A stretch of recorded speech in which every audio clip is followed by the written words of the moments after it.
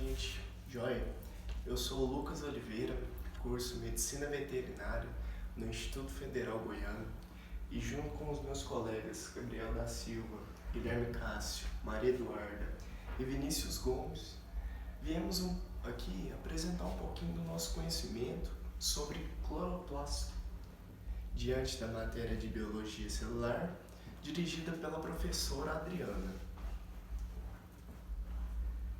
Quando se fala em cloroplasto, nós procuramos uma definição bem clara e objetiva do que a gente pode estar definindo como cloroplasto, certo? E logo a gente já pode estar falando que se trata de uma organela fotossintetizante, certo? Essa organela vai ser responsável pela fotossíntese no interior da célula. E diante dessa fotossíntese, ela vai estar auxiliando na produção de matérias orgânicas, como a glicose, certo? E assim, fornecendo alimento para a célula em si. Quando se fala em produtora de moléculas orgânicas, essa organela, além da fotossíntese, ela vai estar realizando síntese de lipídios e aminoácidos, fazendo com que assim ela produza não só a glicose como matéria orgânica, mas entre outras também, certo? E sendo fundamental para a alimentação dentro da célula, já que para o bom funcionamento da célula, a célula precisa de alimento. Por isso que o cloroplasto ele vai estar desempenhando um papel tão fundamental assim dentro das células fotossintetizantes. Características. Nas características, a gente pode dividir em 3 pontos importantes, certo? O primeiro ponto é essas organelas vão estar presentes em seres fotossintetizantes. Todos os seres fotossintetizantes vão ter a presença dessas organelas, que são os cloroplastos, por conta que os mesmos são responsáveis pela fotossíntese celular. O segundo ponto é que eles possuem DNA próprio e membrana dupla. O que significa isso? Essa é uma característica que foi proposta diante da teoria endossimiótica, que mais tarde vai ser apresentada aqui para nós, certo? E plastos de classificação cromoplasto. Os plastos que têm classificação cromoplasto são aqueles plastos que apresentam coloração, pigmentação.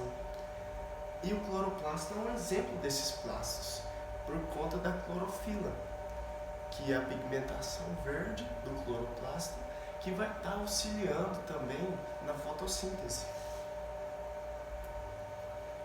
A fotossíntese em si. Aqui temos a imagem do grânulo.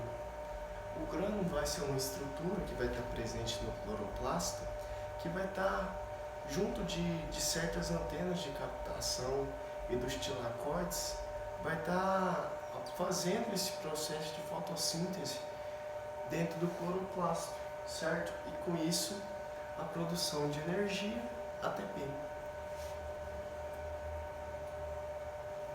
Funções dos cloroplastos. Quando a gente fala em função do cloroplasto, rapidamente a gente já associa a fotossíntese, certo? Que é o que a gente está abordando aqui, mas também, como foi dito antes, os cloroplastos também desempenham funções de sintetização de proteínas e certos lipídios, que vão ser aqueles que vão estar compondo sua membrana. Então, a gente não, mesmo que essa associação seja certa, a gente não pode ficar só preso nisso. Os cloroplastos também desempenham essa função de sintetizadores. Estrutura do cloroplasto. Como foi dito anteriormente, o cloroplasto ele apresenta uma dupla membrana. Membrana extra e interna. Certo? A membrana externa ela vai ser uma membrana mais lisa e a membrana interna não, vai ser uma membrana mais detalhada, mais rugosa, tanto que nela vai ter a formação da lamela e dos tilacoides. Os tilacoides são estruturas que parecem moedas já que são achatados e arredondados. E eles desempenham um papel fundamental na fotossíntese. A junção dos tilacóides vão estar formando os grânulos. Os grânulos são vários tilacóides juntos, certo? O estroma também vai desempenhar papel fundamental na fotossíntese, já que ele é um líquido bem gelatinoso e lá vai ocorrer o processo bioquímico da fotossíntese, certo? No estroma, nesse líquido gelatinoso que faz parte da parte interna do cloroplasto, certo? E também teremos o espaço intermembranar, que vai estar compondo as membranas do cloroplasto em si.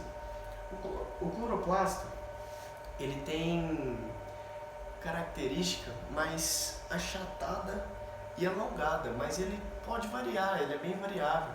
Ele pode ser encontrado também em forma redonda, certo? Então não é uma característica fixa dele ser achatado e alongado.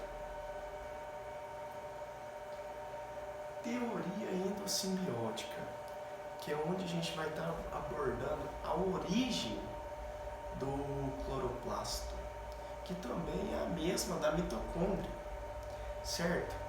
O que foi a teoria endossimbiótica? Ela foi proposta por Lynn Margulis em 1981, no século passado, que essa teoria propunha que seres procariotos viviam em simbiose em células eucariontes.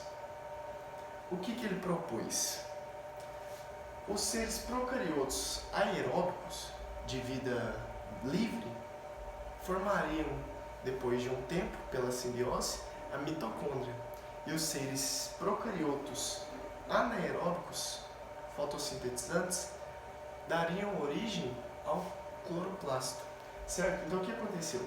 Esses seres procariotos começaram a viver em harmonia, em simbiose, nas células eucariontes, certo? E já que eles forneciam energia para essa célula eucarionte, ela fornecia proteção em troca. E assim se formou a simbiose. E com essa simbiose, ao longo dos tempos e diante de evoluções, houve a formação de estruturas que hoje são conhecidas como organelas, que se tratam da mitocôndria e dos cloroplastos, certo? Aqui temos pontos que vão estar dando evidência à teoria. Possuem DNA próprio, como que foi citado, que são as características desses seres e que fazem parte dos seres procariotos, correto? Vai ter a questão também de que o ribossomo encontrado no cloroplasto, ele é muito parecido com o encontrado em seres procariotos. E ele é diferenciado dos seres eucariotos, né? Mais uma evidência aí que vai estar comprovando. Tem outra também, que é o tamanho dessas organelas, da mitocôndria e do cloroplasto, é similar ao tamanho dessas bactérias procariotas.